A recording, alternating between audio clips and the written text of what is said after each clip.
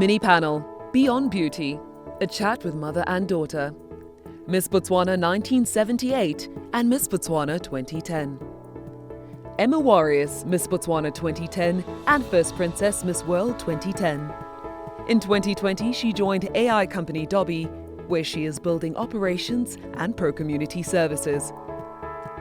Tshepo Wareus, Miss Botswana 1978 is aboard of the Kweneng District Main Land Board, where she oversees the distribution of land to create land equity in Botswana. The Forbes Women Africa Leading Women Summit is about bringing multiple generations together for collective thought and action.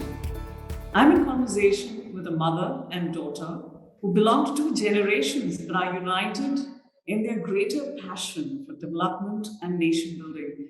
And more importantly, they have one thing in common. They're both the recipients of the Miss Botswana title, but 32 years apart. I'd like to welcome Tshepo Wareus, a public servant and activist who won the Miss Botswana title in 1978, and her daughter, Emma Wareus, who won the Miss Botswana title in 2010 and is today running the operations at a tech startup in Washington, D.C. Thank you, ladies, for joining us at the summit today. Really nice to have you here. Thanks for having us. Thank you.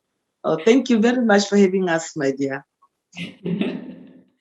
If I may start with you, Ma'am Tshepo, at just 19 years old, you started your formative years as a teacher, then joined the airline industry, and then joined the local politics in Botswana as a youth member and activist. You also helped to promote, at that time, the girl child's right to education and economic progression. Now, tell this audience something about your experiences in activism from then. There are a lot of young activists in the audience, I'm sure, listening today. How did you enter a beauty pageant at that time? Yeah, thank you for having me, Ranuka, once more. During those days, it was very difficult and tough because we were just a very small nation, very underdeveloped. And it started with my own mother, who was, a woman activist as well, and as well as a member of the Botswana National Council of Women, who by that time formed a little club of women who teach each other skills and empower each other. And then later on, they had a department in their own little organization that is only for the girl child. That let's empower our young girls. Let's have them on board, teach them the skills, how to cook, how to do things around the home, and even the right to education. And we went on and we brought in by our parents, by our mothers. We helped them bake, do all sorts of things during our spare time from schools. And then we joined the girl guides, and they were there as well, assisting us with, the most important thing in our lives should be our education, because it's very important. A girl child needs education more than the boy, because the boy can go and dig the trenches, but the girl cannot. So the education is the most important thing. And a man can survive, but a woman without education is very tough. So that's how we were grown up with that ideology. And then later on, the women decided, well, maybe we should let these girls maybe show their inner beauty and even their outer beauty. Let's start a pageant. And by that time, it was very difficult. People didn't know what, to be a beauty pageant was all about. So they taught us, they trained us, you can work, you can take care of yourselves, women's health included as well. You can take care of yourself, you can look good. And that's how it started. And then we went on to form little, groups around the country. At the same time, even bringing the smaller ones in kindergartens, forming kindergartens and preschools for the young people. And these young, beautiful girls would be involved in teaching the young ones how to read, how to write and play games and take care of themselves as well. So that's how it all started. Then at the end of it all, we ended up, having this pageant. The BCW Women's Organization bought the license from the Miss World. And then we entered competitions. And there I won the Miss Botswana 1978. I became one of the winners of that year. And the story goes on. After that, I became an activist. My mother too was an activist. My parents were very much involved in politics. So I was part of it as well. Mingling it with going to school, going for my education, and then coming back, being a young youth activist in my party. And then I grew along the ranks and file of my party until such time that I was a councillor. I was in the council, Gaborone City Council, for close to 10 years. And, at the same time, acquired my education. So that's how it went. Well, you've said it so simply, but I'm sure there's more to that. I mean, you've also received a lot of awards and degrees from the US as well, and your daughter is also in Washington, D.C. today. Emma, moving to you. Your dad is Swedish, but you had a very strong, powerful woman for a mother, and you also mentioned in an earlier conversation with me that you also had a very powerful aunt. Your mom was in the ruling party and your aunt was in the opposition. They were both at the forefront of women, as women in politics. What was the atmosphere like at home? Were there heated debates around the dinner table? Oh my gosh, it was a very interesting upbringing, and like you mentioned, Renuka, I was from a multicultural union, but very Afrocentric in the way that I was raised and molded by my mother and my aunt. And those debates at home were so theatric and very interesting, but it was in those debates that I kind of understood the unity of difference, right? I had these two powerful women raising me with very different personalities, all the way down to even, their differences in politics, but they always stood ground in their beliefs, and they always kind of held their own and allowed me to understand the power in the voice of a woman. And they definitely, showed me that those unacknowledged differences cause women and rob women from their, own energies. So those varying perspectives really did, teach me a lot in life. All right. You were 19 when you won the Miss Botswana title, and subsequently you became a Miss World first runner-up. What were your experiences winning the title? Did you think that there were far more opportunities for women when you contested? And was there a desire to do more for the communities and that trait that came from your mother? Yeah, definitely. I mean, when I entered Miss Botswana the first time, I didn't win.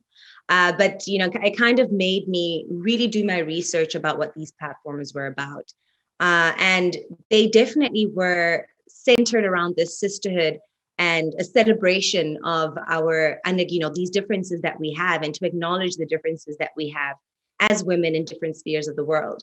So coming in as a 19-year-old, bushy-eyed, bright-eyed, bushy-tailed, kind of young girl, it really allowed me to see that we are standing for these communities that look much like the conditions we were raised into. And it wants us to take to the forefront the change that we want to see in these communities, the desire to be greater than the environments we're in. And so it is a sisterhood of tenacious young women, but it's also encapsulates more than just what beauty means. It definitely takes it the extra mile and allows us to kind of realize and hone into what makes us women as a whole. And so, yeah, it's just, there's a lot to talk about with beauty pageants, but that's just the one kind of way that I see it, that it brings to the forefront the voice of women to celebrate these differences, put our communities on the global platform, and showcase these communities that we come from, while also aiding these communities that look so much similar like the ones we grew up in. Right. Ma'am, Tshepo, if I may ask you, when you became a beauty queen, what was the perception of beauty back then? Was it still stereotyped? How did you break those barriers? You were even instrumental in the implementation of the quota for women in Parliament. Yes. During those days, we came from different parts of our country with different cultures. And we still yet to learn how the others do their own thing and appreciate each other's beauty and tradition that they practice in their own regions. So we brought this together so that we can be one nation and learn on how others go about their daily lives, how the beauty, the differences that we have in the cultural backgrounds, and most especially the dress code, even the beauty of how we do certain things like makeups and from natural resources and other things. So it was very interesting because by that time, we even went to the most rural areas where we thought we would even at the same time teach them, to empower them that, we now are brought together by one force, which is a political force, that we have to elect a government that is a government for everybody, a democracy that we all belong to. We take part in it. All different tribes, we all become one. All the natural resources, all the cultural resources that we have belong to every Botswana in every corner. Whatever I have belongs to another person up in the east or the west or the north. So that was the concept that we were building in our nation by that time. We were brought together by this young democracy, and we went there speaking about our democracy, how it's going to be formulated, and that everyone is going to be involved, and whether it's a mineral, whether it's our cultural resources, they all belong to us, and they are going to be governed under one government. That was a democracy. Yes, that was it. And you speak so passionately about politics and democracy. Did you not want Emma to take the same path? I mean, she's told me that she traded in her tiara for a backpack and education. Didn't you want her to become a politician too? Well, it really didn't cross my mind because Emma is a very strong-willed girl. She has her own path that she wants to follow, and I really, didn't push her that much. But she lived politics because she was in between the families that were very much involved in politics. Maybe if she could have shown interest, then I would have embraced it. But she has shown interest in academic, so I embraced it. Yes. Emma, you're now armed with a master's in international economic policy in the US, and you spend your professional days running the operations at a tech startup in Washington, D.C. What else do you do? Oh gosh, I do a lot. I mean, we are the 21st century woman, right? So we kind of are jack of all trades and masters of all. But in my spare time, I passionately advocate for the girl child, especially in my continent of Africa. I found it that to bring it home and hone it down to kind of, like I mentioned before, give back to the communities that made me who I am.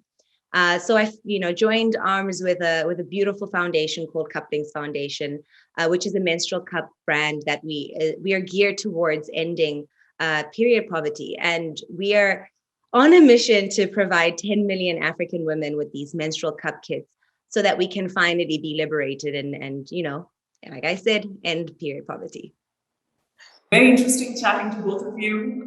Thanks a lot. I'm afraid that's all we have time now for. I was talking to Tshepo Wareus and Emma Wareus. Thank you so much for joining us at the summit.